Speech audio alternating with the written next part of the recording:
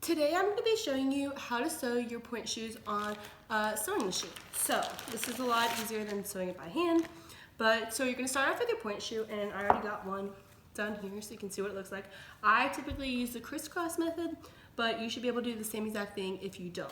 So I will give you my measurements that I use. I write them down and I use the same ones every time, but they might be different for you based on how wide your foot is, how big your shoe is, whatever. So I wear block Hannahs. My feet are pretty wide, but the measurements I use are, so I always start with the back. And these are my old point shoes, so if you already have a pair of point shoes, you can actually measure it and get your exact measurements for where you want them every time. So that's what I did with my old point shoes, and then I just transferred them on to my new ones. So I always start with this back seam right here, and I personally like my back two straps to be 6 centimeters apart. So I go ahead and I put the 3 right here in the middle, so there's 3 centimeters on either side, and then I just take a pencil and I make 2 marks. So there's a mark, here at 3 centimeters and then here at 3 centimeters. So from there, I also make measurements on the sides where the other cross straps are gonna go to. So for my inside, or like the insole of your shoe, I do 9 1/4 centimeters from the outside of this little back seam. So I just take my ruler and I measure out 9 1/4 centimeters from this back strap, and I make a little dash at the top. And then on the outside, I actually do 8 centimeters, just a preference of mine. My arches are a little farther back, so depending on where your arches are, that's where you will want to put your strap. They should pull up your arch to form to your foot and make your arches look better. Okay, so now that you all have all your marks done, this is what I did right here. So you can see I do 3 centimeters on either side, and then I do 9 1/4 from this middle part, and then 8 centimeters from this outer part. Measure your foot, it might be a little bit different, but that's how I like it, and of course my straps cross. I also personally connect my ribbon at the same place that I do my inner strap and my outer strap, just because I don't want to sew again, and it works for me. So from here, what you're gonna do is you're going to, for me, I like to angle my elastics so that they lay flat on your foot. You can tell I did that here. My elastics, when I pin them in, so you can see this isn't flat. This is actually laying at a diagonal to the inner seam, and I'm just pinning them straight to the little drawstring section of the shoe. This way you are gonna see seams right below that, but for me, it's not a big deal, and I would rather spend the time not sewing them by hand. Actually, my old pair, you can tell I sewed by hand. They're really dirty, just in a box method. And you can do that. I just find that sewing with a sewing machine is a lot faster. So what you're gonna do is you're gonna take your elastic, and you can take your old shoe, or you can just guess, or you can even put it on your foot. This is my right shoe, so I'm just gonna use it. I take my elastic. When you buy them, I just cut them into, let's see, like 7-inch sections about. So there should be about 1 inch on either side on the inside of your shoe. And then I also just take my ribbons and I cut them, the giant piece of ribbon, I cut it into 4 sections, and then that's the length of the ribbons on my shoe. And I use a lighter to seal off the ends so they don't fray. What I do is I take this elastic and I match it with my right shoe.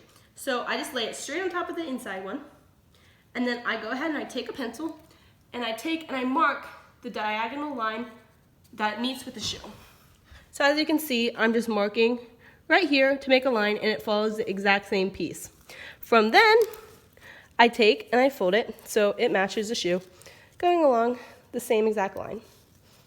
I put this inside the shoe. So now the elastics are just matching up. From there, I mark on the other side of the shoe so that they match. And I just put a diagonal line on this side also. So now that you have this piece of elastic drawn on, you're going to match it up the same exact way in the shoe. So I sew them so that the line I drew, that the outside of this elastic is going on the outside of the line. So I place it here and I place it here.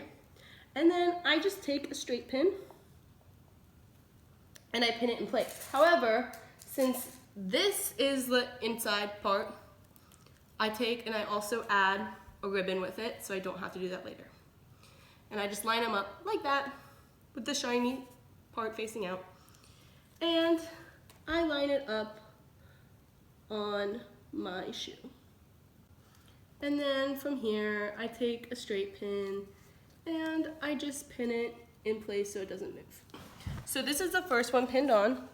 As you can tell, I just put a pin through it like this, and there we go. So then when I put it through the sewing machine, I'm gonna be sewing right below this drawstring section.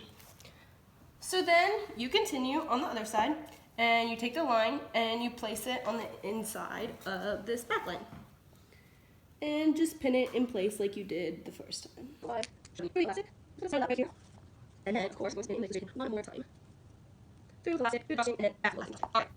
So, I always, at this point, try on the shoe to make sure it fits my foot well.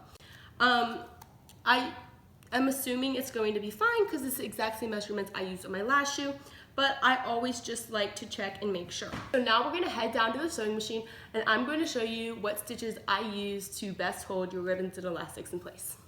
So now we're down at the sewing machine and I'm going to be using this thread right here. It is number 210. And it's just the all-purpose Coats & Clark brand. It's like a lightish pinky color.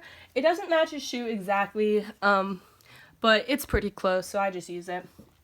So I've already actually threaded my bobbin, and now I'm just going to change out my thread in the machine from black to this color.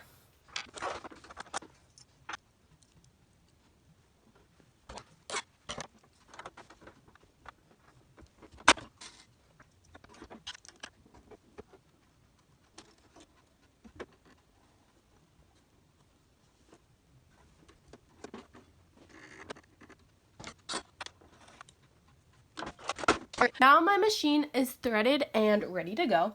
So I always personally do a test stitch to make sure nothing is being caught in the machine and I threaded it properly. As for my settings, this is just a basic Singer sewing machine. I'm gonna use the zigzag stitch right here. It's actually meant for elastic stitches. However, I find that it works very well for holding things in place because a straight stitch is more likely to rip and come out. So I set mine to this zigzag stitch right here, and then since it's a blue stitch with a triple thread, you're also going to want to set it to your S1 setting for your length. For your width, I typically use a 3, so then the stitches aren't too close, but they're also not too far away from each other, and I put my tension at a 4. So as you can see, this is my stitch right here. So I'm just starting with this back elastic right here. And this is where it gets a little tricky because you have to get your shoe in the sewing machine. I'm taking out the bottom box so I can better place the shoe in there, but that's something tricky that you're just going to have to make work. Make sure you're only getting one side of this fabric in here, and you're going to put it under the sewing machine right here. Forward all the way till you reach the end of your elastic. And then I'm just reversing over the stitch I just made to hold it in place even more. And then I'm going back forward one more time. And then I'm going to lift up my needle, pull up my foot, and pull out the shoe.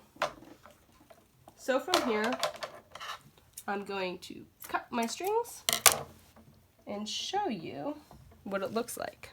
So I'll still have to cut off these extra strings right here. But as you can see, it's just a line of thread right across. Not the prettiest thing, but not too bad.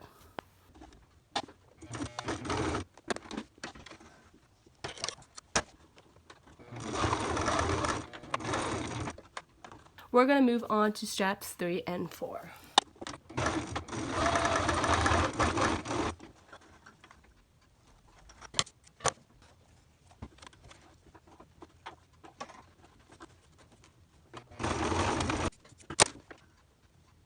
All right, so this shoe is now done. This is what it looks like. So essentially, there are just seams on this side, this side, this side, and this side, and all of my straps are connected and should be ready to go. And they're really strong because if you can see right up here, there is about 1 billion seams and stitches going across this one section. So there should be no way that your strap is ripping out. And then since you sewed below the drawstring band right here, your drawstring will still work and do everything it's supposed to do. Now, what you're going to do is you're just going to repeat all those steps on this other shoe, and I will come back when I am done.